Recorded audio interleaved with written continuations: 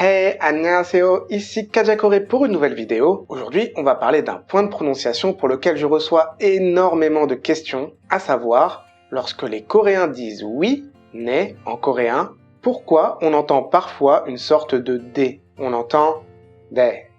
Mais juste avant, abonne-toi si ce n'est pas déjà fait en activant la petite cloche des notifications et pense à liker cette vidéo si mon contenu te plaît. Merci beaucoup.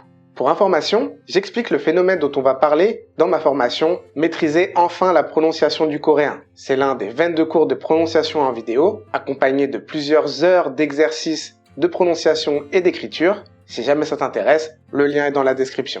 J'ai simplement décidé de faire une vidéo sur YouTube pour tout le monde, car c'est une question qui revient vraiment énormément, alors je pense que ça sera utile à beaucoup de personnes. Alors si tu apprends le coréen depuis quelques temps, je suis persuadé que tu as déjà remarqué ce phénomène. Tu as appris à dire oui, ça s'écrit comme ça, et tu as envie de dire ne, et là un coréen va te dire de, avec un son qui tend légèrement vers le D. Alors il est où le problème? Eh bien le problème, il vient encore une fois, malheureusement, des mauvaises croyances que les étudiants ont sur les consonnes coréennes. Je le répète assez souvent, ceux qui regardent toutes mes vidéos savent déjà ce que je vais dire, mais en coréen, aucune consonne, strictement aucune, ne se prononce exactement pareil qu'en français. Le problème, c'est qu'on apprend que nien, cette consonne, c'est un N. Mais c'est pas vraiment un N. C'est ce qui s'en rapproche le plus, en fait. Alors, comment on prononce cette consonne coréenne? En fait, en français, le N est assez doux. Essaie par toi-même en disant né en français, la langue se pose derrière les dents du haut, puis repart. Né, né. Et c'est assez doux comme sensation. Mais en coréen, de manière générale, les consonnes sont plus abruptes. Et pour prononcer cette consonne, nien, la langue ne va pas vraiment se placer derrière les dents du haut, mais juste un peu en dessous. On pourrait presque la mordiller. Et si on garde la douceur à la française, ça sort toujours comme un N.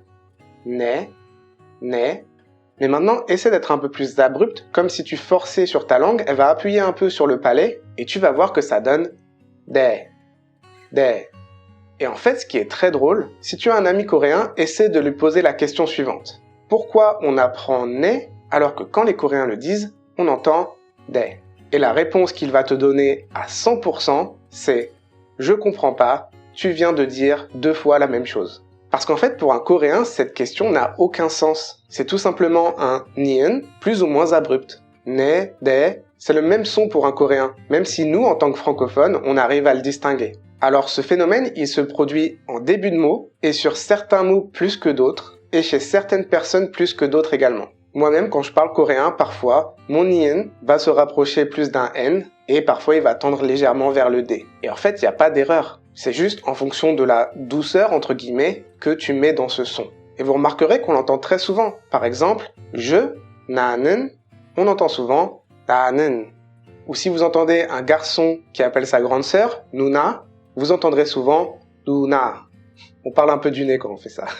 Et alors du coup, je sais que certains vont me demander comment je le différencie de cette consonne qu'on apprend comme étant un D. Et bah, encore une fois, cette consonne n'est pas un D. Et d'ailleurs, j'en avais parlé dans une vidéo qui s'appelle « La vérité sur les consonnes coréennes », qui s'affiche juste ici, et j'explique qu'en début de mot, cette consonne ne sonne pas comme un D. Par exemple, ce mot, ce n'est pas D, hein, c'est T.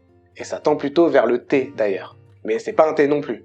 Donc en fait, il n'y a strictement aucune ambiguïté entre ces deux consonnes. Ça ne se confond absolument jamais. Et le même phénomène se produit avec la consonne miem, qui est associée à M. Par exemple, ce mot, désolé, on a envie de dire mian, mais souvent on entend mian.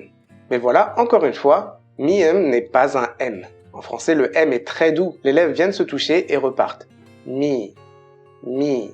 Mais en coréen, c'est plus abrupt. Et en forçant, ça peut donner bi, qui tend légèrement vers notre B. Mian. Et comme précédemment, pour un coréen, ça ne fait strictement aucune différence. Mian, bian, c'est pareil. Parce que c'est pas une histoire de est-ce que c'est un M ou est-ce que c'est un B.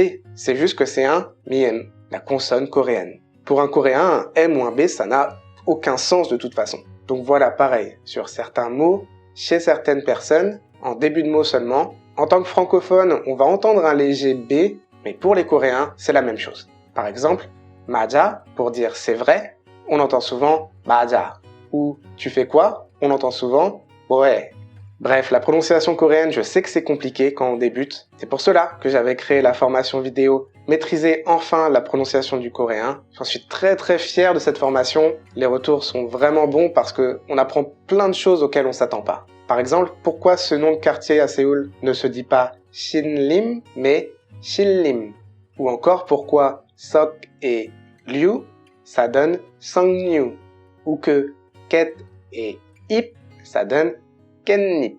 La prononciation coréenne possède de très nombreux mécanismes, aussi bien physiques au niveau de la bouche que linguistiques, avec des phénomènes qui n'existent pas du tout en français et qui ne sont pas forcément simples à assimiler, surtout quand on apprend la langue seule. Bref, j'espère que cette vidéo t'a plu. Si c'est le cas, n'hésite pas à la partager, à laisser un pouce en l'air et n'oublie pas de t'abonner. Quant à moi, je te dis à la prochaine pour une nouvelle vidéo. C'était Kaja Corée. 다음에 봐요.